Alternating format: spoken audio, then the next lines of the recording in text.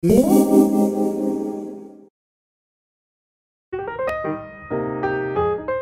Fast Gadget viewers, welcome back.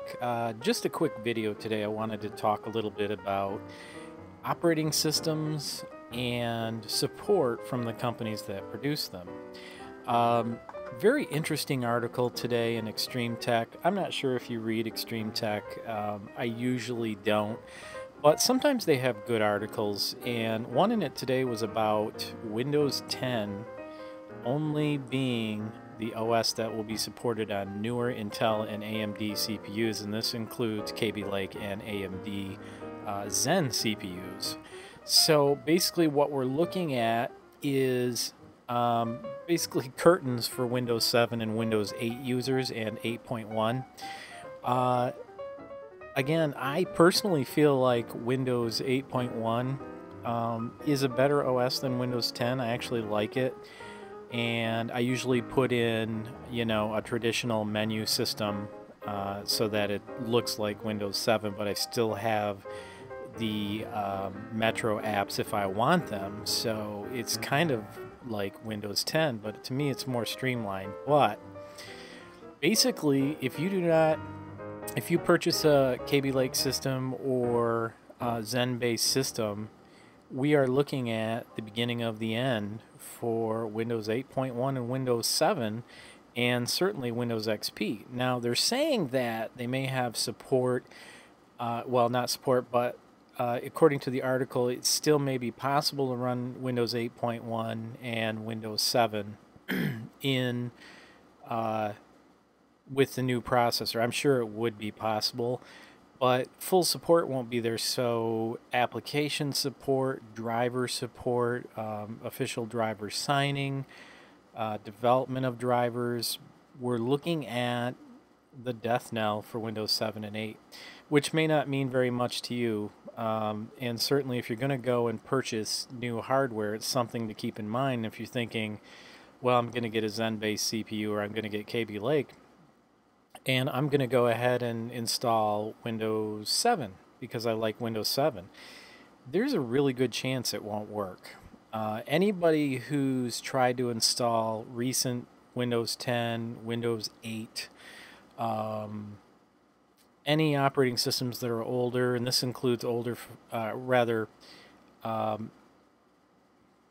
me just stop right there. Got myself completely backwards. If you're taking an older system and trying to install Windows 10 right now, and it's not an EFI BIOS-based system, you may have found that you have problems.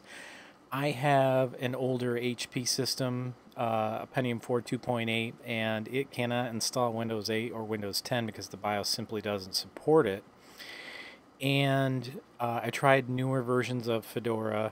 I even went back to 23, still could not install. I probably would have to go back to something like CoreOS or Fedora 20 or 21. So older hardware doesn't do so well supporting the newer operating systems, and now we're seeing newer operating systems are not going to do very well supporting old hardware. They're basically letting it go. So this is really unfortunate, but a very interesting development in the market.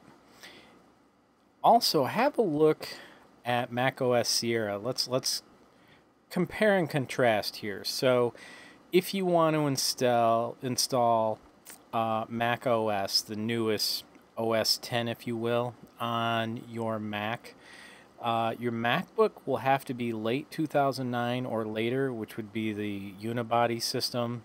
MacBook Air would have to be 2010 or later. MacBook Pro is going to have to be 2010 or later. So they're starting to cut off older hardware. iMac late 2009 or later. Now, I have an iMac 2008 that's working awesome on El Capitan. It's very responsive. It does everything great. So I was a little disappointed to see that macOS 10 wasn't going to be, or macOS wasn't going to be supported on this system. And I also have my MacBook Pro 2008, which also won't be supported. But I look at this list and I think, they're basically saying at this point, your system shouldn't be older than 6 years to run our latest OS.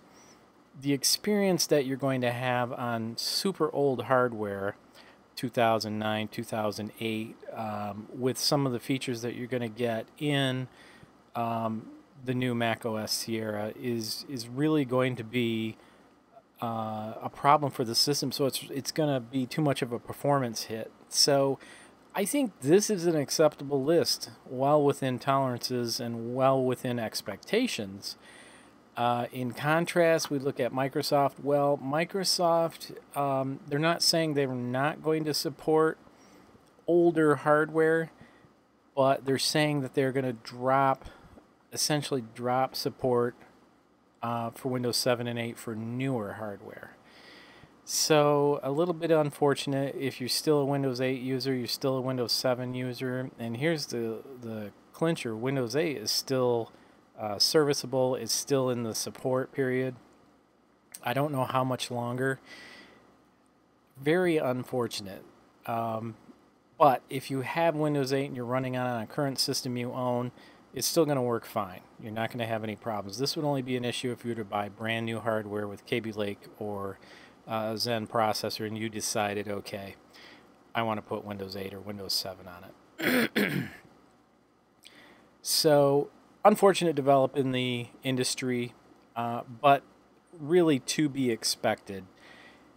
I don't think we can honestly say that we can expect a company to support hardware forever, or in the case of Microsoft, support operating systems with newer hardware forever. If you think of the cost factor for Microsoft, if they were going to run support for 7, 8, 8.1, and Windows 10, they're in a position where they basically have to do development for the new hardware for all these different platforms, and that's very expensive. And somehow or another, this has to convert and be passed on to you, the user. So I do understand to some extent. I guess what I'm saying is if you're still interested in Microsoft operating systems, it's just something to consider if you're buying newer hardware. I'm sure you could still do virtualization if you wanted to do virtual machines or whatever, but that may not be what you want to do. Just something to think about. Same with macOS Sierra. There are some limitations to what hardware it can be put on, and I'm fairly willing to bet that if you were to put it on a late 2009 MacBook, it probably wouldn't be the best performer. Now, I have El Capitan on my MacBook Pro 2011 and it performs just fine. Would macOS Sierra perform well on it? Well, that remains to be seen, but I probably will try it out. Why not, right? I can always go back. So anyway, curious what you think. Should, in this case, a hardware and software vendor be required to support so far back their older systems? And should Microsoft be backporting or be concerned with support with Windows 8.1 and Windows 7 on the new processors? Personally, I feel like they really should support Windows 8.1. It's only 3 years old. It's kind of hard for me to imagine that it's time for this particular operating system to be mothballed. I do understand Windows 7, Windows Vista XP, and that makes sense to me. But Windows 8.1, a little bit early to do that. Let me know what your opinion is. Thank you for watching. Good to see you again, and I'll see you on the next video.